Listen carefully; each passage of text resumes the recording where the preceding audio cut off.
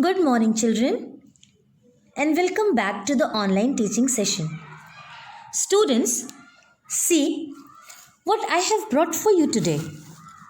Can you guess? Yeah, I suppose there are few people who are sitting with some musical instrument and they are singing. Okay, just see this one more pic. Here once again, some people, like two people, are sitting together and they are singing. Just guess, children, who are they? Yes, you are right. They are wandering singers. Okay? So now, with this introduction, today we'll start with a new poem, Wandering Singers, written by Sarojini Naidu. So, let's begin the poem. Now we will see about the poet first. The poet of Wandering Singer is Sarojini Naidu. Sarojini Naidu, the poet, the freedom fighter and a patriot. She was also known as the Nightingale of India. She was a sensitive poet and she wrote the poetry based on beauty of India as well as the beauty of life and sorrows of life. Her poetry included children's poem, nature's poem, and poems on love and death. Sarojini Naidu is a poet of Indian custom, Indian tradition, Indian festivals, and legends of the kings and the queens. She wrote the poem on Indian men and women. She wrote the poems on the stories of the India. Now see, in the poem Wandering Singers, she talked about a band of folk who travel from one place to other place while singing. Now see, children, the meaning itself tells us that is the title of the poem itself tells us that this is the group of singers who wander from one place to other place, who roam from one place to other place, and then they used to sing. Clear? Now let's begin with a poem. See, where the voice of the wind calls our wandering feet through echoing forest and echoing street. With lutes in our hands, ever singing we roam. All men are our kindred, the world is our home. Our lays are of cities whose lustre is shed, the laughter and the beauty of women long dead. The sword of old battles, the crown of old kings, and happy and simple and sorrowful things. What hope shall we gather? What dreams shall we sow? Where the wind calls our wandering footsteps, we go. No love bids us tarry. No joy bids us wait. The voice of the wind is the voice of our fate. Now understood how beautifully she has written this poem. Now we will see the explanation about this poem. Now see, children, where the voice of the wind calls our wandering feet, this line means that wherever we wish to go, we go. Wherever we feel to go, we go. There is no one to stop us.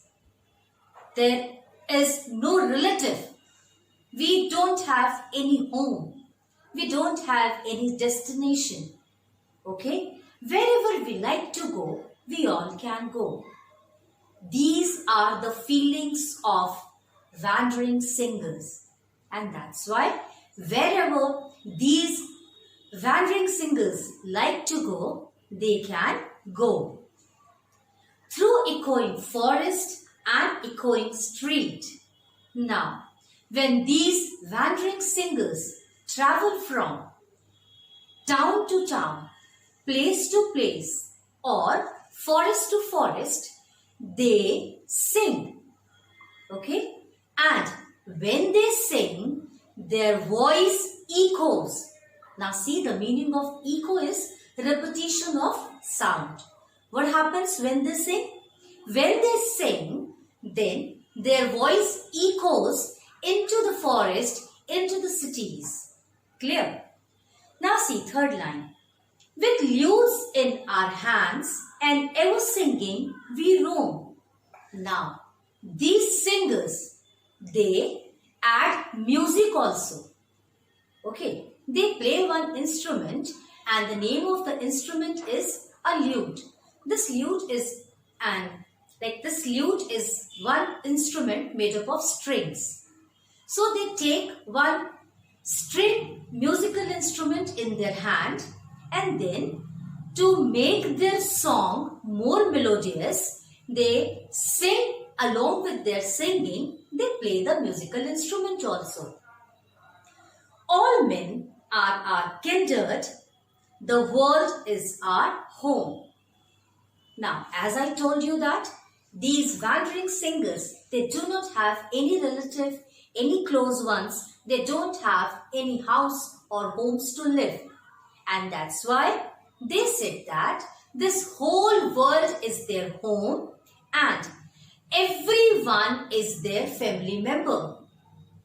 Clear? So, from the top 4 lines, you see once again, where the voice of the wind calls our wandering feet through echoing forest and echoing street, with lutes in our hands, ever singing we roam. All men are our kindred, the world is our home. Wherever these wandering singers like to go, they go. They go through the forest, they go through the cities, and whenever they go, they sing a song with a musical instrument. And when they sing, then their voice echo.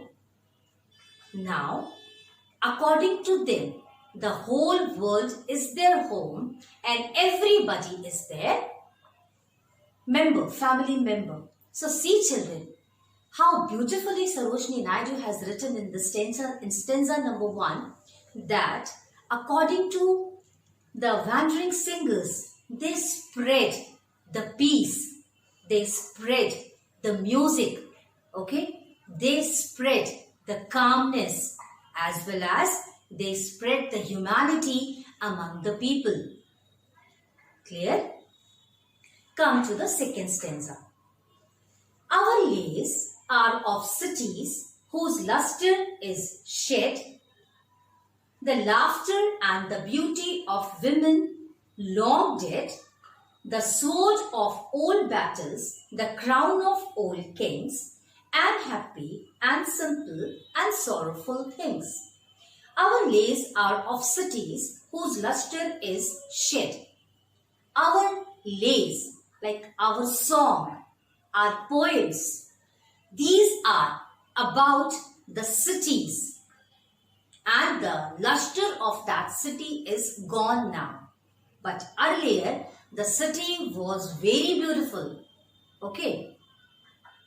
The laughter and the beauty of long dead. Now, they sing about the beautiful women's. They sing about the laughter of the beautiful women's. They sing about the kingdoms. They sing about the kings and the queens. Then they sing about the whole world. Okay. The sword of old battles, the crown of old kings. They sing about the fighting of the kings in the ancient time. They sing about the crown of the old kings and happy and a simple and sorrowful things. Along with this, they sing happy songs, they sing sorrowful songs, and then they spread knowledge also. Understood? Now see, if they all will sing about the kings and the queens of ancient time, then definitely they are going to spread the knowledge of these kings and the queens among the people. And that's why these wandering singers, when they travel from place to place, they sing about the old cities, and these cities are not now anymore. They sing about the legions of the kings and the queens, about their battles. They sing about the sorrowful songs, about the beauty of the women, the song of the happiness. Now, last paragraph. What hope shall we gather? What dreams shall we sow? Where the wind calls our wandering footsteps, we go. No love bids us tarry, no joy bids us wait. The voice of the wind is the voice of our fate. What hope shall we gather? That is, these wandering singers have no hope. Okay, they have nothing, no any dreams to see. They don't have any hope. They don't have any inspiration. They have no dreams for themselves. And that's why it is written as, children, what hopes shall we gather? What hope these singers will collect? Nothing. What is their dream? Nothing, because they have no place to live. Next, where the wind calls our feet, our wandering footsteps, we go. Now, we all go, that these wandering singers go on to their fate. Wherever their fate calls, they simply used to go. Now see, here the poet is trying to tell us that these wandering singers, they do not have their any hope or inspiration, or they have no dreams for themselves. They believe that they are giving hope, they are giving aspirations or dreams to the people through their songs that they sing. Wherever their fate call them, these singers, they will go in that direction. Okay, because in this it is written as, where the wind calls our wandering footsteps, we go. Where the wind will call them, they all will go. No love bids us tarry, no joy bids us wait. They do not have any family, okay, and they have no bond of love and bond of happiness or movement of happiness or joy. No any movement or no any happiness of joy can stop these wandering singers. Their fate, destiny, and their total life is guided by the voice of the wind, and they consider to go from one place to other to be their lifelong job. And that's why they do not have any emotional attachment with the people. They do not have any emotional attachment with the place. So wherever they wish, they can go. Okay. So this is all about the meaning or the explanation of the wandering singers. Clear? Now in the next part, we will see the exercises. Thank you, children.